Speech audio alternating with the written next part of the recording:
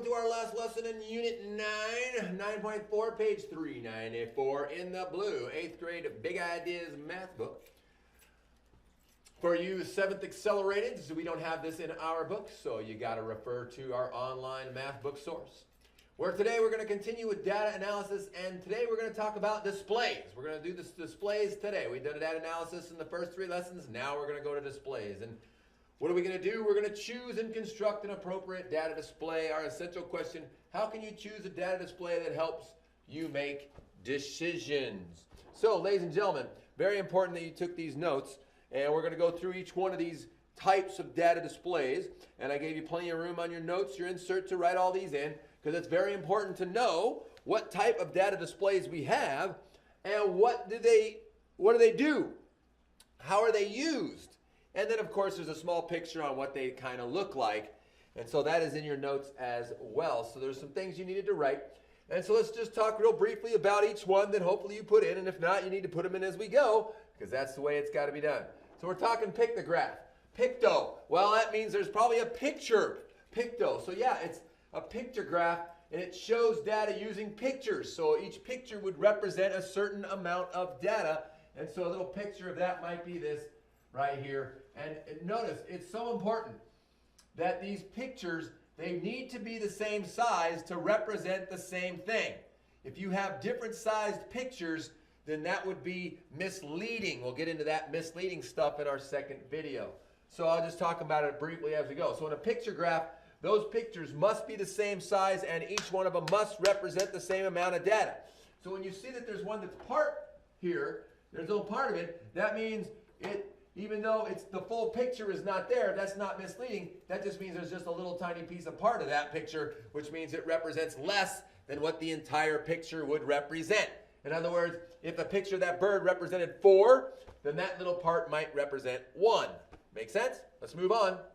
We have a bar graph. Bar graphs, you're probably familiar with those. Bar graphs show data in specific categories. Okay? Specific categories. Very important to understand, and I know you've made bar graphs and done them before. Then we have a circle graph. Circle graph shows data as parts of a whole. Another thing you might want to put in there, parts of a whole. Well, when you do part of a whole, a lot of times you can get percent.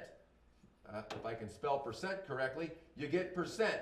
So a lot of times when you're talking percents or you're talking parts of a whole, you might be talking about a circle graph. Moving right along, let's do a line graph. Line graph represents as change over time. Change over time. All right? So very important. I'm going to go back real quickly and just briefly discuss that. In the bar graph and this line graph, it's very easy to mislead people if your axis has a break in it. And we'll talk about that when we get there. But make sure that if you have a break in that bar graph, that you are not misleading people. If you have a break in the vertical axis of the line graph, that you're not misleading people. And when that circle graph is there, how can you mislead? Well, if you're talking parts of a whole and you're talking percent, then all those parts better add up to 100%. All right?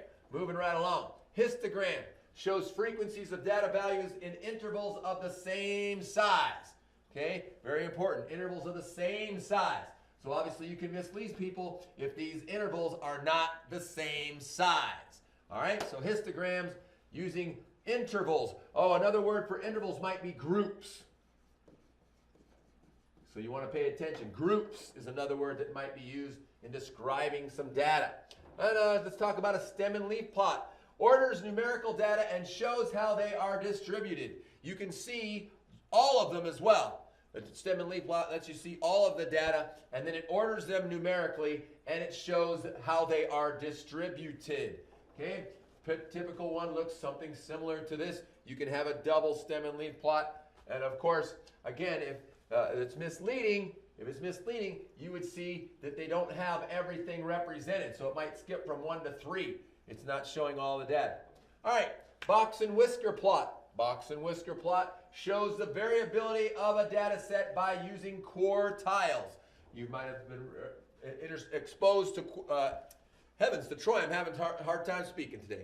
So you may have been exposed to box and whisker plots in 6th grade, and they have quartiles. Each quartile represents, and of course, if you do not represent that data correctly, then you can be misleading. We have dot plots, which again shows the number of times each value occurs in a data set, just kind of like a stem and leaf plot does. So you're going to notice that there are certain types of data that can use different types of displays, and that's okay. It's which one you think would be the best and how you want to represent your data to show it all. And then we have a scatter plot, and we've talked a little bit about scatter plots already in this unit. Shows the relationship between two sets of data, all right? Two sets of data, and of course, scatter plots, again, on a grid. And of course, if your grid has breaks in the axes, that is a way to be misleading. So, ladies and gentlemen, now that we know a little bit about those types of data displays, we're going to get some information. We're going to say, hey, if this is the information that we have, what might be the appropriate data display? Certainly not the only one in all cases, but one we would think would be most likely the most appropriate, and why. So number one, the population of the United States. The population of the United States divided into age groups. So there's that groups word. And as you remember, when we talked about groups when we talked about the displays, the word was intervals. And so yes, what type of data display would we have, intervals or groups? That is right, a histogram, showing the data in equal intervals for the population of the United States divided into groups. Number two, the percent of students in your school who play football, basketball, softball, and volleyball.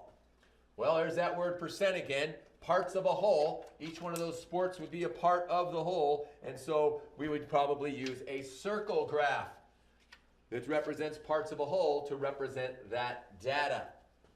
Number three, the number of students in the musical theater play each year. So, of course, there's a couple different ways that might be really appropriate for this one. I'm thinking a dot plot. It shows the number of times each value occurs. However, it's not the only way. You could probably use a bar graph or other types of things depending on what you want. But I think this is an opportunity to use a dot plot. Number four, the age of all 40 employees of a small company. So there's the key word, all. So we want to show all the data. We want to represent each age. So 40 different numbers have to be represented. What might we use there? Possibly a stem and leaf or even a dot plot to show all the numerical data and how is it distributed or how many times each one occurs. Okay? And, I went too fast on that one. The average weight of a pet dog categorized by breed. So I can see a couple different categories there, and of course you may have seen it. But anyway, a bar graph shows the number of items in the specific categories, and a table may list all the individuals by or by groups. So that's another way of doing that one. So ladies and gentlemen, all we're going to do in our first quick write is for you on two different occasions choose what you think would be an appropriate display for the cost of homeowners insurance over the past 10 years and the exam scores for the class arranged in intervals. Ladies and gentlemen, when you're done, take a quick break and of course come back and join us for our next video, number 2 tonight.